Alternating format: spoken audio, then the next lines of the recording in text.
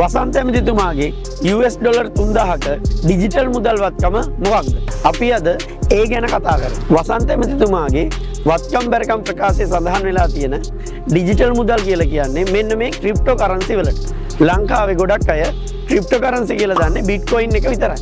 හැබැයි බිට්කොයින් එකට අමතරව තවත් ක්‍රිප්ටෝ වර්ග දහස් ගාණක් තියෙනවා. ඉතින් ඇයි කට්ටිය ක්‍රිප්ටෝ කරන්සි මිලදී ගන්න? මොකක්ද යාළුවා ඒකෙන් බලාපොරොත්තු වෙන්නේ? මේ ක්‍රිප්ටෝ කරන්සි මිලදී ගන්නවා කියන්නේ හරියට කොටස් වෙළඳපොලේ කොටස් මිලදී ගන්නවා වගේ වැඩක්. ඒ කියන්නේ අද අඩු මිලකට ඔයා මිලදී ගන්න ක්‍රිප්ටෝ කරන්සි එක අනාගතයේදී මිල වැඩි වුණාම ඔයාට ඒක අලෙවි කරලා ලාභ උපයන්න පුළුවන්. මේ වගේ මිල අඩු වෙද්දී ලාභ උපයන ක්‍රමයකුත් තියෙනවා. මම මේක කිව්වේ බොහෝම සරලව. ලංකාවේ ගොඩක් අය ආයෝජනය කරනවා කියලා දන්නේ බැංකුවක ස්ථාවර තැන්පතුවක මුදල් තැන්පත් කිරීම විතරයි. ඉතින් මම ඔයගොල්ලන්ට කියන්නේ ළිඳේ ඉන්න ගෙම්බෝ වගේ එකම දේ ගැන හිතන්නේ නැතුව අලුත් දේවල් දකින්න, අලුත් දේවල් සොයන්න. ඉතින් ඉස්සරහටත් ක්‍රිප්ටෝ ගැන ඉගෙන ගන්න අපේ පේජ් එක ෆලෝ කරලා තියාගන්න.